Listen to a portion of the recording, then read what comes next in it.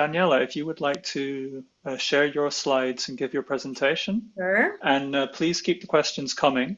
We'll be monitoring them throughout, and we'll try and bundle them, highlight them, fit them all together so we respond right after Daniela presents. Thank you, everyone. And it's good to be here. They were mentioning, I already participated in this course. I really liked it, so I'm happy to be back and now presenting more the perspective from Triodos and yeah, what are we doing to invest in the food transition? Well, my name is Daniela Arias, and I'm working as an impact specialist for the private debt and equity funds active in emerging markets.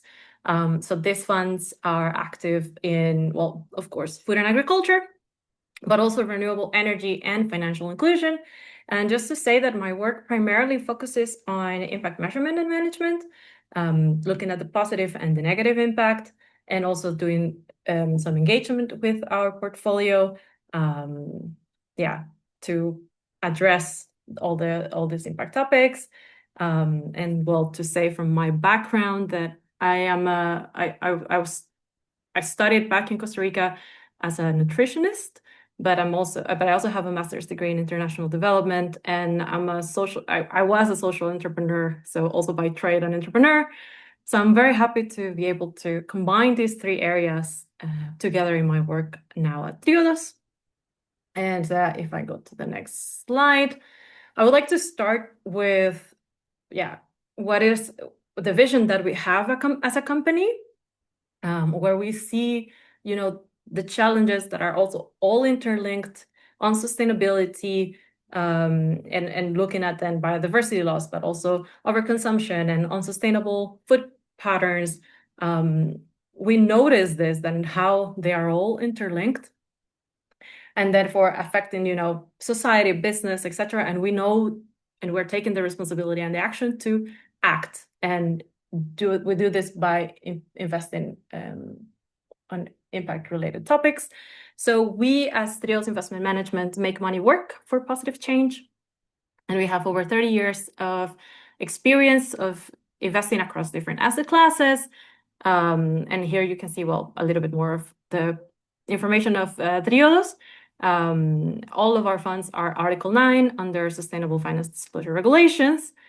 And well, we're a fully owned subsidiary of Triodos Bank. And well, as an organization as well, we have participated and we work together with many stakeholders and many other organizations to, continue driving. So basically, we're financing change, but also change in finance. That's also what we are doing here to really drive, the financial system towards where it should be. As Triodos Investment Management, we look at, well, impact, risk, return, and how to balance the three, not just looking at returns, but also how can we embed impact and risk into everything that we do. All of our teams have an in-depth sector knowledge, and we also do, for private debt and equity professionals, we are a responsible investor. So we also build long-term relationships with our stakeholders, investees primarily. And for our equity investments, we have active ownership and very close engagement to do, right, also impact steering as much as we can. This is a little bit about the organization itself. And to dive a little bit more into what we see as impact, as I mentioned, well, we have all of these problems that are there and that we all are aware of at a global scale. And we know that we need targeted action. So we have identified 5 interlinked transition themes: the food transition, the resource transition, the energy transition, the societal transition, and the well-being transition that will lead to have a prosperous life for people living and thriving on a thriving planet. Sorry. So these are as well, they're not standalone, right? Like this is also why they're all interlinked. And we really want to have investments on other companies, activities that focus not only on one, but like are able to have a more holistic approach towards solving these big issues of the world. And of course, well, these are also anchored in the SDGs. So we're also looking at like global frameworks from yeah, like the SDGs, the Sustainable Development Goals. As a bank, and here now diving into the food transition, which is the topic of the course, but also of today. As a bank, we have a vision on food and agricultural systems where we focus a lot on inclusiveness and local value creation and distribution. So how can we achieve resilient food systems?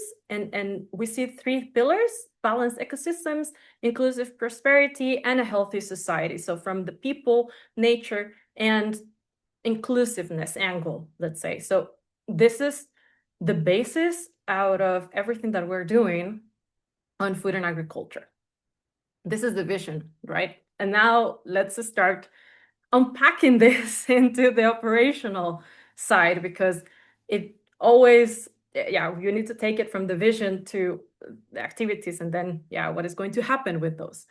So, and as you all know as well, like the food system is huge. So where do you focus, and what do you tackle first? Where do you go, and where do you start? This is why this food transition vision also has some focus areas. So where it's too, because otherwise it's too large. Even, as a financial institution such as ourselves, it would be too much to just tackle the whole thing. So these focus areas are really, to target specific stakeholders to find and just to also kind of steer where can we go and where can we also support more and have this money really finance change. So these are the four focus areas: connecting consumers to producers, carbon negative and nature positive farming practices, transparency through pricing and living wages, and having more sustainable and nutritious diets. To say also as well that even though we have these four focus areas, it's not like every investment in the food industry has to focus on four or on the four focus areas, or just on one. This is a guiding principle, right? Like we're trying to make operational the large vision. So, and also it, how to say that in different places of the world, we can, invest in different focus areas.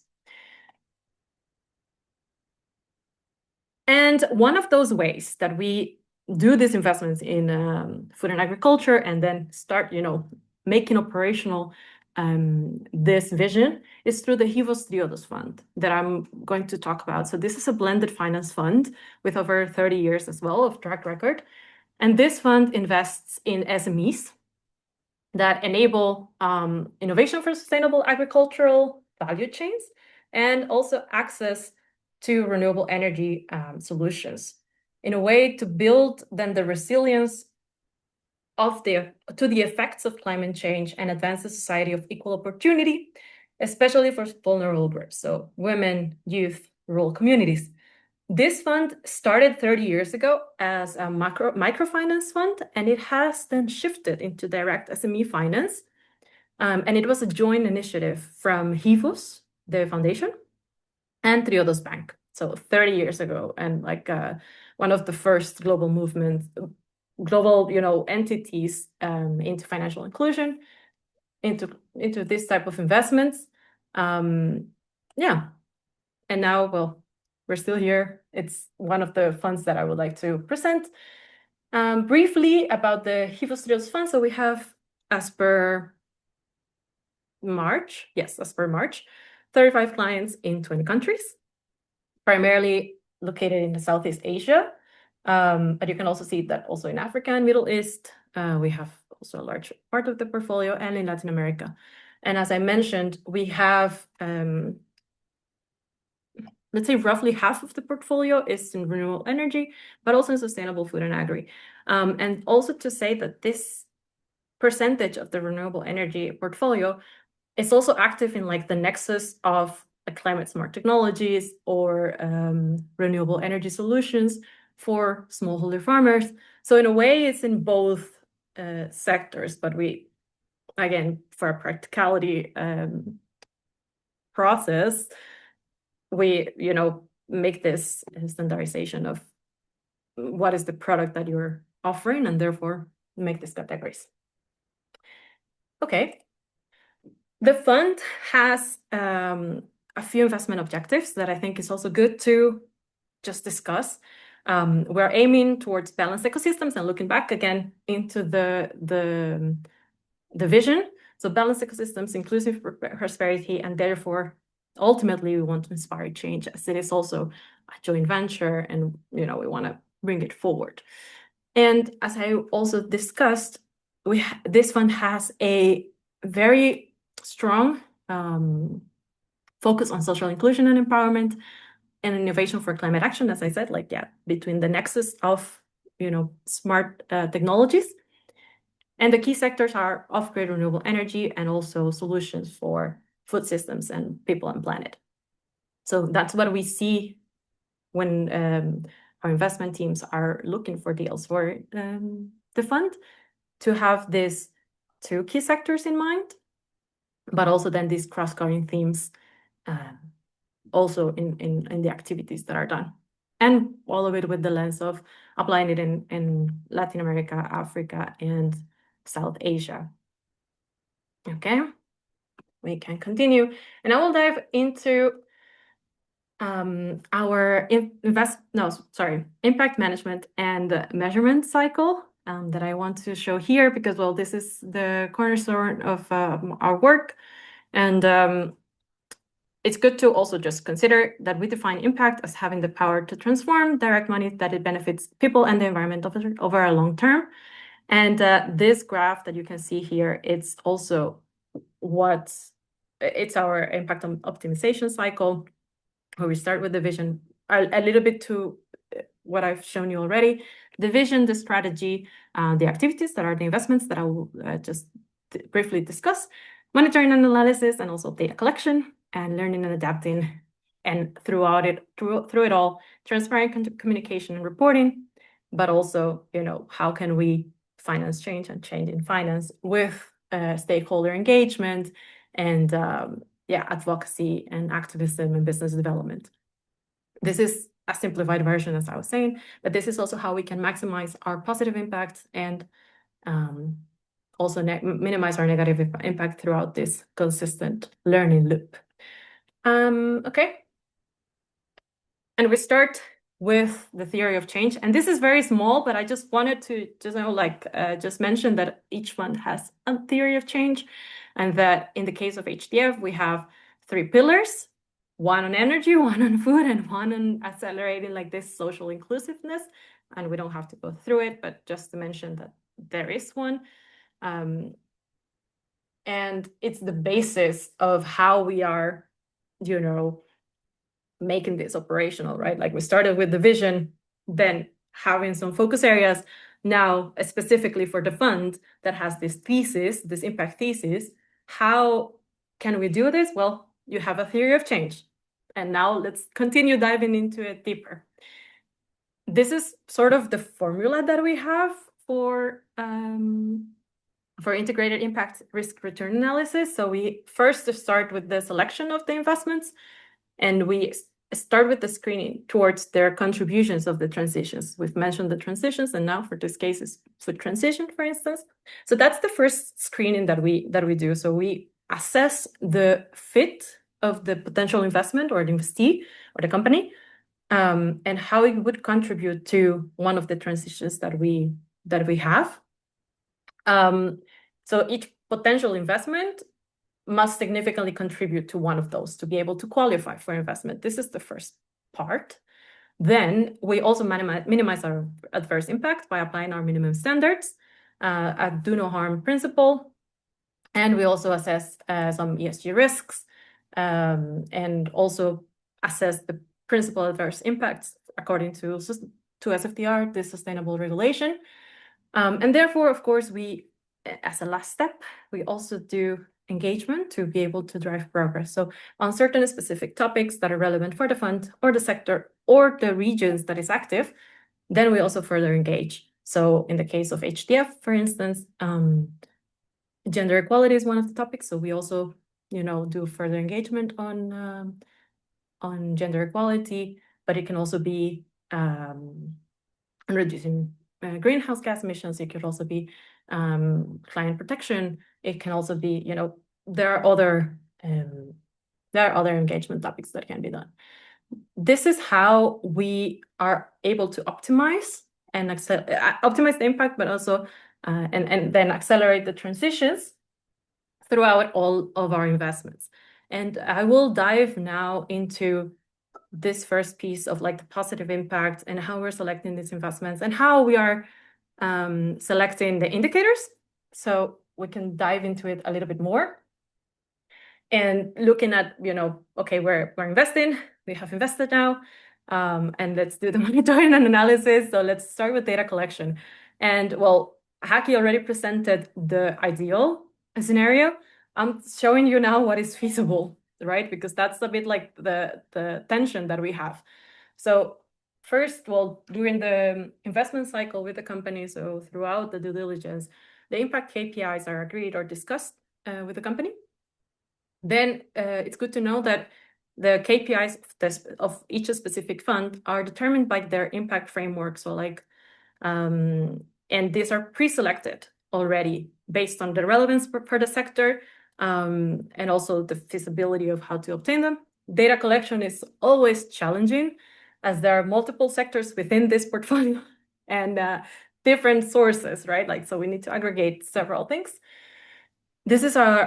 We do the best effort approach to collect data, at least on an annual basis, of all the companies. And we do this also throughout the investment, either a review or in an annual basis.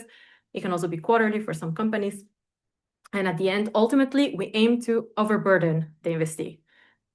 So therefore, we work together from the beginning of the investment process to align which indicators are feasible, which indicators are also part of their business model, which indicators are part of our frameworks, and then select what is feasible, right, from both ends. So for HDF, we have priority indicators that are let's say like the mandatory ones or the outcome level ones.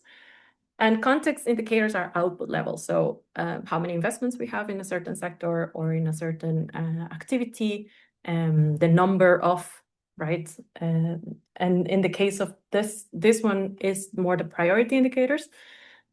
And we have them both from the renewable energy side or like more climate related side, and then food and agriculture. And these are part of the frameworks that we have, and these have been also aligned with international standards, such as IRIS Plus, and relevant other groups as well that we're, talking about the same. So it also becomes comparable when we're talking about with other investors. These are the 4 ones. So again, we're looking at climate, but also food and agri. And it becomes, it's a matter of feasibility, right? Like what can we do and these choices that have to be made. So we come from a vision or more like this theory of change that is where the intention comes from. And then we make it operational into the numbers with the impact indicators, with these discussions that we have with the investees. And at the end, we can report at fund level on the metrics, thanks to all of this. Just a few more minutes. Yes, I'm right about to end. So just to say that impact results, I would also invite you all. This contains the link for our latest impact results, impact reports for HDF. And we're reporting at contribution, so the total, what all of our investees reported, but also at attribution level. And this attribution is quoted because it's more like the proportionality of our investments based on the financial size of the investment. So here are some results, and we can talk about the numbers later, but again, it's all related to the indicators that we discuss with all of our companies. And here are some dilemmas and trade-offs, right? That we can also just start the discussion with. How much do we tailor the metrics to the specific investee? Or yeah, what are we doing? This is I would say, our biggest trade-off, as I mentioned here, that in order for us to standardize across the funds, we might miss some nuances, but it's also what is feasible and, etc. If we do, for instance, frequent data collection to steer better, does it really add any value? Is it going to be cost effective? Is it adding any value? If it is, then if yes, then to who? Like, is it just for us, or is it also for the company? And then the other question is really like, does all the impact have to be measured quantitatively? Quantitatively, do numbers tell all the story, or is there any other better way to, measure the impact? And finally, attribution. This is more a definition question, like attribution versus proportionality of the investment. And it's a question that we're now really into it. Like, okay, what is attribution is the term that is used within the impact investing sector. However, it's referring more to proportionality. So also, yeah, is this the right term? How to prove it, etc. So all questions, right? It's also part of our impact measurement and management. And just to say that, yeah, all the effort that I've shown you and like how we are taking all of these steps is our best effort approach. And there is, of course, a lot more to do. But yeah, there are still also some other questions that we need to consider in order to keep improving and just developing the sector forward. That's it. Daniela, thank you so much for that. Really insightful. I must admit, I was focusing so much on the presentation, I sort of forgot to monitor time as well. But it's so interesting. I'm also going to have to restrain myself from asking questions as chair. So I'll hand it over to Bram because I've seen, and thank you for this, both questions, but also your own comments and reflections in the chat. Please do keep those coming as well. And also, this is just an extra, which is if you have good examples, please make sure that we get those because we do update the content after the course, in part based on your feedback and suggestions. Bram, questions to Daniela. Yes, thank you, Thomas. I'll focus on the questions specifically for Triodos, and then the other questions that are a bit more on measuring impact we can ask in the follow-up Q&A with also with Haki there. So for Triodos, Danielle, there was a question from Elias who was asking, why did you transition from engaging with microfinance institutions to directly financing SMEs? As a bank, should you not focus on wholesale financing? Well, microfinance institutions engage in retail financing? Yeah, so I'll just say that this is the example of one of the funds, and where we see also where we can add most value, right? There are also other funds that invest in other financial service providers, where we, look at more other financial institutions in the local context of the countries. So there are several funds and with different areas to focus. This one is just, it was the example of HDF. Okay, thank you. Another one was from Star Multino, who was asking from the perspective of Triodos, what is the biggest pinch point in holding back more finance going into agri-food systems? The points then that hold us back into this. Well, let me think. One of the points I would say, it's more also internal capacity. We have currently a limited team dedicated to food and agri deals, and at least in investment in the private debt and equity part. So definitely we can improve on the sourcing and the amount of deals that are done. But yeah, I would say also we need to improve our whole investment process so it becomes more agile, and yeah, we can do more deals in the same period of amount of time. But yeah, there are several other activities that are happening through other business units. So from Triodos Bank, and also investing in others, the other offices that are in other countries from the bank itself that are also financing more food and agriculture initiatives. So limited Tim says hi. Yeah, we have a colleague here as well. So it's a capacity issue. Yeah, we know.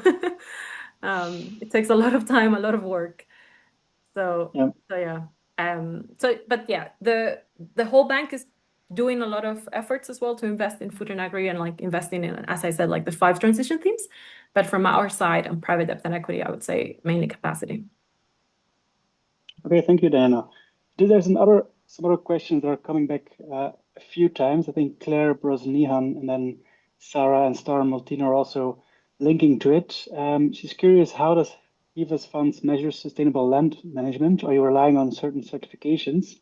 And then Star Maltino added on top of that, do you do any true checking of these impact metrics? A land under sustainable cultivation doesn't necessarily deliver change on the ground in terms of biodiversity or emissions. So how do you measure sustainable land measurement, and do you use certifications, or which kind of measurements do you use to make sure that it's really sustainably managed? Yeah, those are great questions. So right now what we're doing is relying indeed on certifications, and all the deals on food and agri are also assessed on a local context. So for instance, we know that sometimes if the certification is not available, but the practice is already like organic by default, or with certain that meets other certain standards, then it is still considered sustainable. We do not go as far as to also assess the benefits towards biodiversity or towards soil regeneration, etc. So that's still a step that we need to take, absolutely, and it will be done, as Triodos also just we have a commitment to invest in nature-based solutions, and I don't think we're talking about this now, so I'm just going to briefly mention it. And there we're going to dive deeper into more this regenerative and the regenerative lens angle, and agroforestry, etc. But for now, either certifications or really assessing through our experts in food and agri the practices. Maybe Okay, time for thank one you, more question.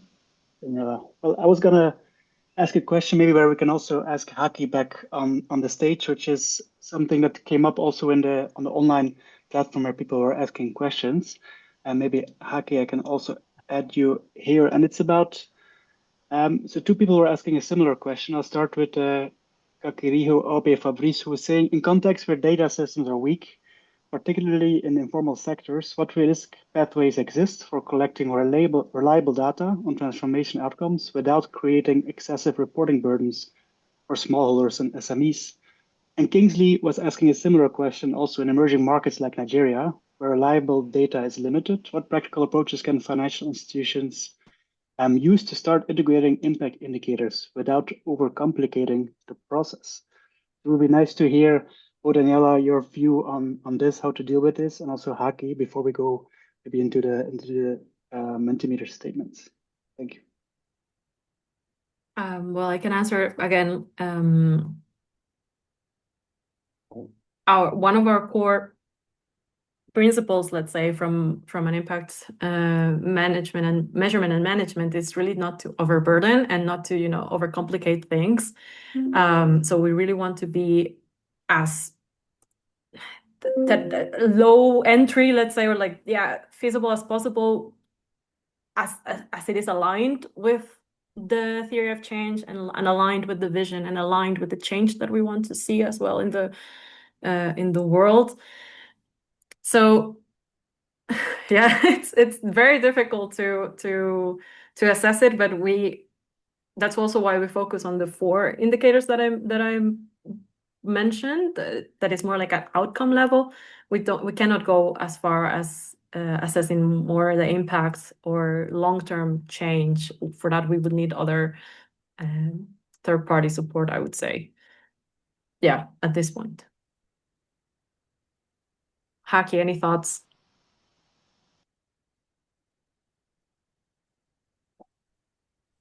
Now I'm unmuted. I mean, there are always crazy ideas.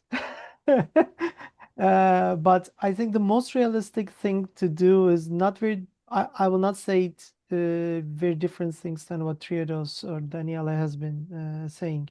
Like, I mean, you need to work with your investees, okay? And you need to work with your beneficiaries in a program. And if you agree on a certain indicator beforehand, it will help you. And this should be usually conditional on that. So they should have a responsibility to deliver it to you. But if you want to make it, so I feel like this question is a bit also not only for the financial sector. Okay, I think it's a bit beyond that. And if you're talking about collecting data from farmers directly, for instance, and those kinds of things, I mean, there's a bit of movement now in research that's coming from the business research mainly called lean data collection.